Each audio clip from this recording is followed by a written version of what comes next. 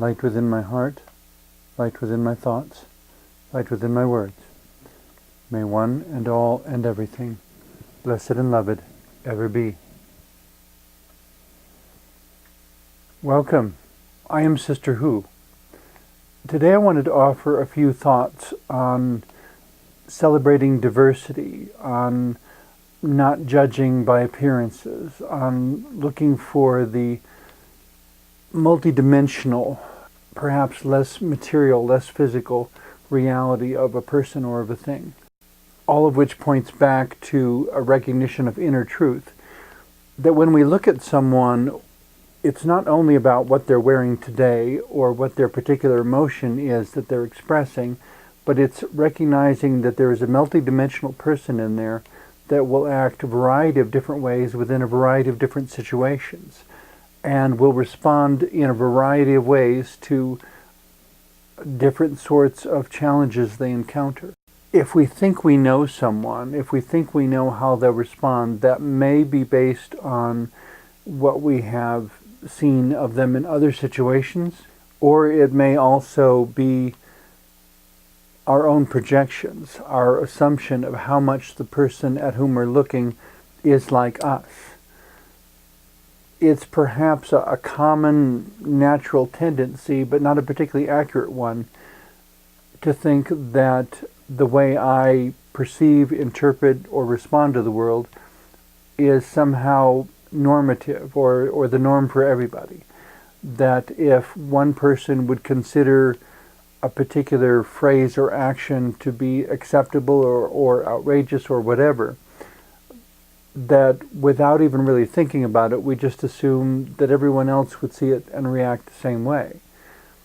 That if we witnessed, I don't know, someone starting a fight, we would all feel upset about it because I feel upset about it, or whoever the person is feels upset about it. So of course everyone else would too. But it depends upon what each individual's past experience is, what sort of things are feeding into their multidimensional truth and reality. If someone knows the situation and understands what's going on, or thinks they understand what's going on, to the extent that they agree or disagree with the person's reaction, will make a complete difference in how they intervene or don't intervene, or watch or listen or try to leave the room. Someone who has had especially negative experiences, maybe someone who was picked on a lot in the past from bullying, could go one of two ways. Either they're thinking of their own safety and they run from the situation because they're afraid of being caught up in the violence that is unfolding, or perhaps they're oversensitive to it and they react even more strongly than the person who's being bullied. Because in that instance, that bully is not only dealing with their immediate actions, but in a sense the bully is also dealing with all of the memories of past incidents of bullying that this other person has ever had. So that the person who steps in and says, I will not allow this, you will stop bullying this instant, you will leave, it's not just that that person is responding to the actions of that particular bully, but that that person may be in fact responding to the actions of that particular bully in combination with 5 other incidents of bullying, so that the reaction is 5 times greater, because it's not only what that person did or what that person said, and this could apply to a lot of different situations where the response seems somehow exaggerated, somehow magnified, and a thinking person might notice this and just calmly, quietly remark, this isn't the first time you've had to deal with this challenge, is it? Which might serve as a peacemaking sort of wake-up call to the person who is stepping in to defend the victim.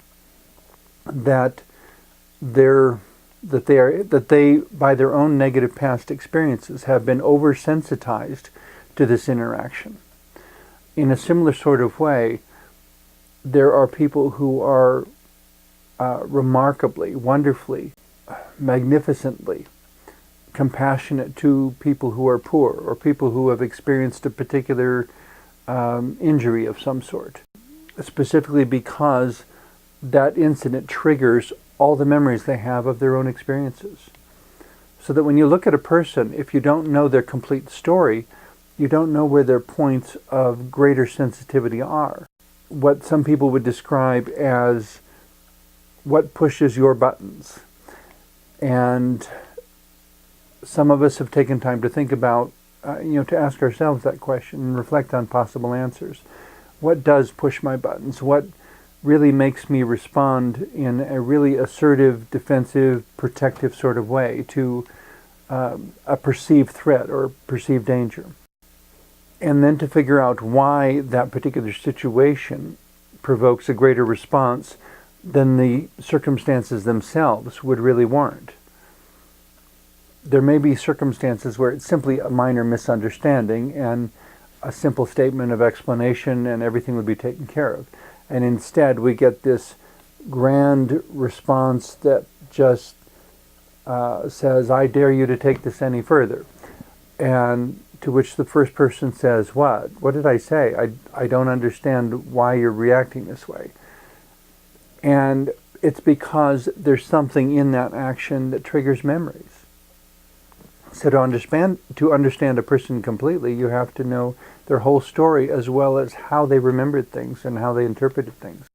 It could be considered a point of enrichment that in any group of people, there are innumerable stories within each person. And then when you consider the number of people present and multiply that number times the number of each stories that each person has, or add them all together, and you wind up with dozens upon dozens, if not hundreds of stories that could all create an individual and ultimately a collective reaction to an incident that may seem stronger than necessary. The advantage of that would be that it provides that little bit of extra push to say, yes, you really do need to speak up, you really do need to stand up and address this. Don't let it slide by.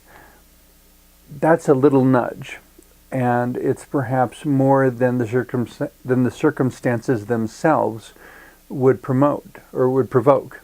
The circumstances themselves may be disagreeable, but if there had been no prior incidents, and this was the first time that someone had ever seen this, they might be inclined to let it slide. If it's the 10th time they've seen it, they might not be inclined to let it slide. But the challenge there is to not let it slide and stop there, rather than not let it slide and overreact so that one particular perpetrator is suddenly answering for 5, 6, 10, 15, 20, however many incidents that were somehow similar.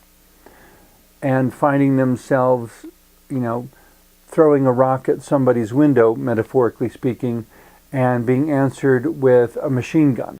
That a machine gun is a little bit out of proportion to simply throwing one small rock through somebody's window. It's a difference in degree that only perhaps none of us are capable of total. With larger awareness, we can try to make sure that the response fits the situation and not overdo it. But to be thankful that because we have more experiences, that will inspire and strengthen us to take the initiative and not to simply overlook it and let it slide and, well, it's no big deal. Well, the more times we say it's no big deal, the more this negative dynamic becomes part of the wallpaper, so to speak, part of the normative way that people interact. So if it's not good one time, if it's not good 100 times, if it's not good at all, it's not even good one time, and it needs to be opposed on the first time. It kind of reminds me of the movie about the trials at Nuremberg after World War II. I believe it starred Spencer Tracy, the actor, but in any case, there was a Nazi judge who was convicted and asked the judge of the trial, what did I do wrong? And the judge of the trial answered, you did the first one. If there hadn't been a first one, we wouldn't have gotten into the mess that we did. So in every case, basically the principle that the judge was articulating is that we all have a responsibility in a sense, responsibility of sorts to, if we encounter a first experience of something that we know is wrong, to take a stand against it and to say, no, there shouldn't be a second one. And because I don't want there to be a second one, I'm going to take a stand against the first one. Relating this back to diversity, if what we really want is an inclusive paradigm where everyone is free to be whoever and whatever they find themselves to be, we don't speak up for others just because they're like us or just because we agree with them. We speak up with them because it's not deciding whether an action is oppressive and wrong is not about the identity of the victim. It's about the nature of the action. The inner truth woven through all of this is that it really doesn't matter whether you're cruel to a child, an elderly person, a pet, an animal, a person, a stranger, a friend, a family member. It's the behavior that makes it right or wrong, not the identity of the victim. Understanding what makes it wrong also means, to whatever extent we're able, understanding the identity of the victim also. There may be situations where something is going on and it looks nasty, but it may or may not be, and we really don't understand what is going on. And so we may be best to step in with a question and simply ask the person who appears to be being victimized, are you okay with this? Is there something I could do to help? Is there a need that you're trying to resolve here that doesn't require actually this sort of vocal escalation? You don't have to yell about it in order to communicate and brainstorm ways to solve whatever the challenge is. Perhaps if you tell me what the challenge is, I may know of some resources you don't. One of the perplexing, frustrating, common mantras of life in the United States, however, which has been around for decades, is the notion of don't get involved. It seems to me that while that may seem superficially helpful to specific individuals, I didn't get involved, so I wasn't part of the fight, so, that big mess happened over there, and maybe it resolved itself, maybe it didn't, but at least I was safe. That presumes that we're all separate, that the diversity is not interconnected. But the inner truth that I keep coming back to in my life experience is that we are all interconnected. Not because I want that principle to be true, but because I continue to find that it is true. That the person who is being picked on in this situation later isn't available to help with another situation with which I do need help. It's kind of like the verse attributed to Martin Niemöller, who was a Lutheran minister who survived being held in a concentration camp during World War II. And he much later wrote this verse that has been paraphrased 1,000 different ways probably, that basically said, first they came for the trade unionists, the communists, the Jews, the Jehovah's Witnesses, all these different groups. And in each case he said, I wasn't one of them, so I said nothing. And finally they came for me, and at that point there was no one left to speak up. To have the diversity, it is the existence of the diversity that allows each of us to have our individuality. If we don't defend the freedom of the diversity, we will lose the freedom to express certain parts of our individuality until the person we are allowed to be in public is a very superficial and flat caricature of who we really are. If we don't speak up for each other, even those with whom we disagree, insisting upon uniform standards, no double standards, not that it's okay for you, but it's not okay for you, but to say that here is a societal standard, this is the set of rules that we all live by, everybody gets to live by the same rules. And because we all live by the same rules, we each have the freedom to engage in certain sorts of activity, and we each have the restriction not to have certain negative effects upon other people who are sharing the same space. When I was going through high school, often in our pop psychology classes, or it was a psychology class, but the pop psychology we were discussing, the psychological understandings and principles that are basically popular throughout society at the time, frequently spoke of respecting others' boundaries, that there are boundaries there are personal boundaries. To use a really glaring example, rape would be a violation of a personal boundary. That someone has a right to safety within their person. That they have a right to choose to engage or choose to withdraw. That it is not right to impose something upon them and ignore their boundaries. In the same way that if you wanted to play a yard game, if you wanted to ride a horse. When I was about 14, I used to go riding on a horse that we had at the time every other day, and I loved riding horses. We got permission, very specifically got permission, to use a neighbor's hayfield as a place where I could go riding on the horse.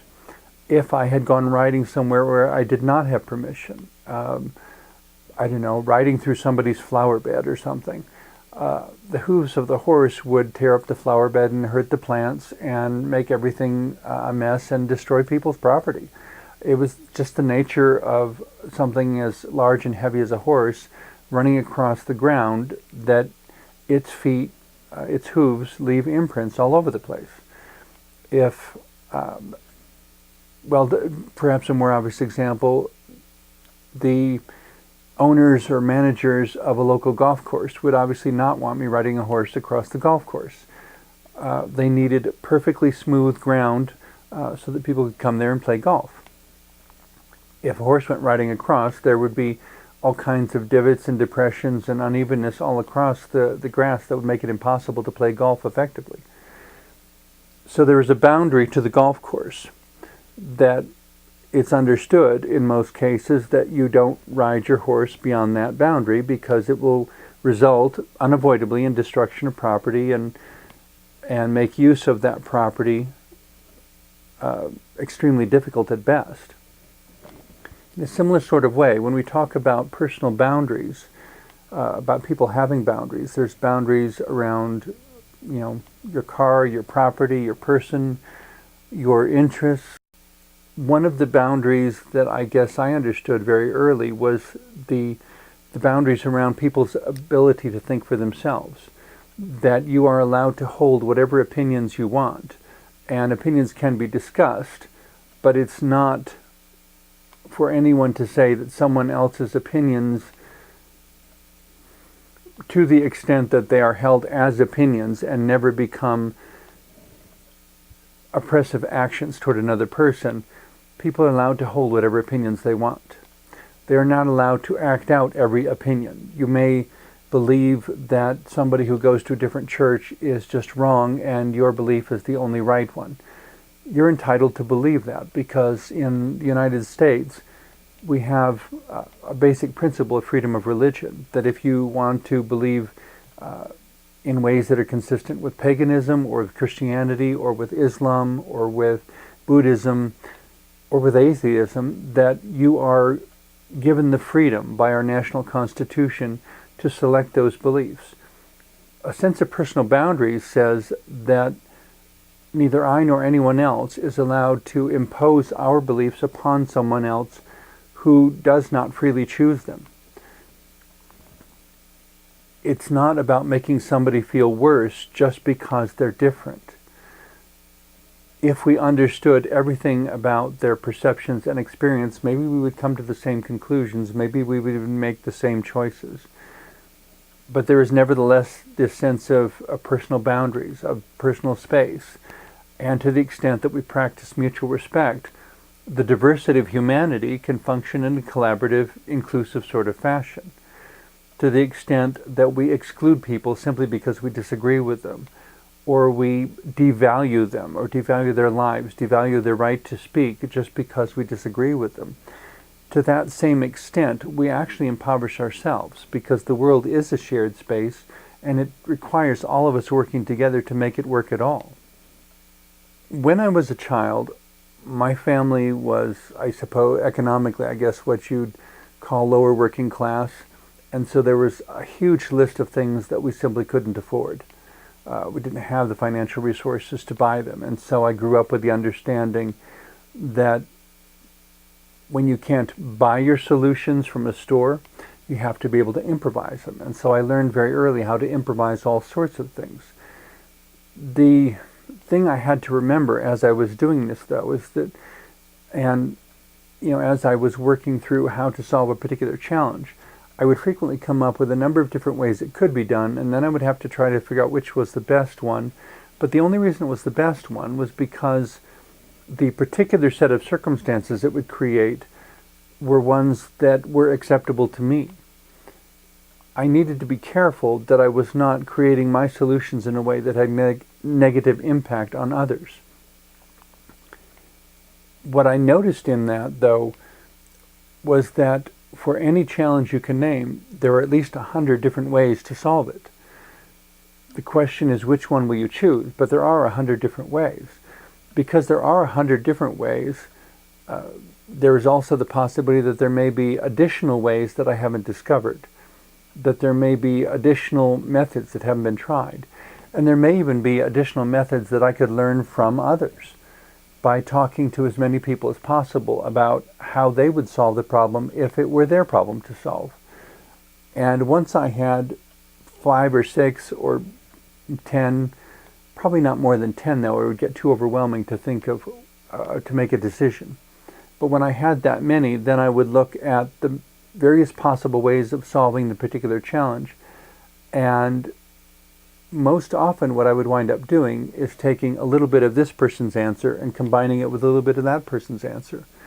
And by having a diversity of opinions from which to form my own opinion, my own response to the challenge, I frequently wound up with much better solutions and much better responses than I otherwise would have had.